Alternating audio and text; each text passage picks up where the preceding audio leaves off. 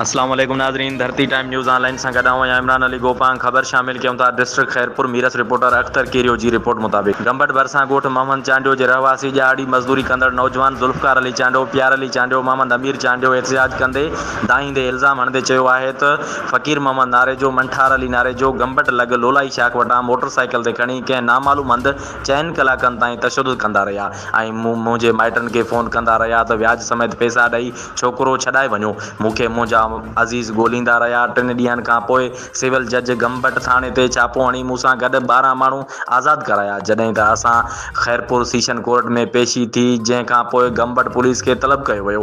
हुननि वधीक ॿुधायो त मजबूरी सबबु पैसा वरिता हुआ, क़िस्तूं अदा करे छॾियूं आहिनि। बाअसर व्याजी जे जीअण जंजाल करे छॾियो आहे। मज़दूरी बि नथा करे सघूं ऐं न ई घर खां ॿाहिरि निकिरी था सघूं। गंबट जे नंढे वॾे माण्हू खे ख़बर आहे त कहिड़े क़िस्म जा माण्हू आहिनि। हुननि जो उहो बि चवणु हो त मज़कूरा माण्हुनि मां जान जो ख़तरो आहे। इंक्वायरी कराए इंसाफ़ सां गॾु तहफ़ुज़ फ़राहम कयो वञे। जॾहिं त हुननि IG Sindh, DIG Sukkur, SSP Khairpur खां इंसाफ़ जी घुर पिणु कई।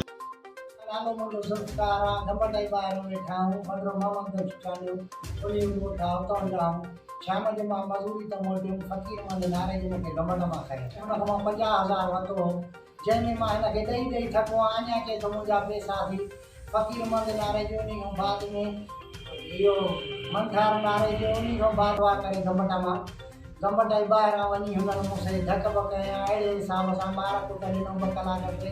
उन खां बाद में मोटाए मूंखे थाणे ते ॾिनो, जो मुंहिंजनि खे ख़बर बि कान पई आहे। 4 ॾिहाड़ा मां थाणे थियुसि। 5 ॾींहं जज साहिबु अचे छापो आयो आहे। पुछा कई छा में आहे, साईं 4 साल आहे। मां चयो साईं कर्ज़ में हिन नारे जो बदिरायो आहे। अहिड़े हिसाब सां जज साहिबु चयो, मूंखे लिखी ॾिनई त तूं सुभाणे कोर्ट में अच। जेको न आयो 50,000 ॾंड आहे। शीशन कोर्ट खैरपुर आहे। मां वञी उते पेश थियुमि। चई बात ते को बि कोन्हे, न NC कटियल आहे, न वरी माना तो का FIR आहे। खैर आहे, लेटर ठाहे ॾिनो, जंहिंमें चयूंसि तव्हां 11 तारीख़ पेश थींदव खैरपुर शीशन कोर्ट में। साईं साईं असांजी मौजिन छॾायो। सभिनी खे ख़बर आहे व्याजी आहे।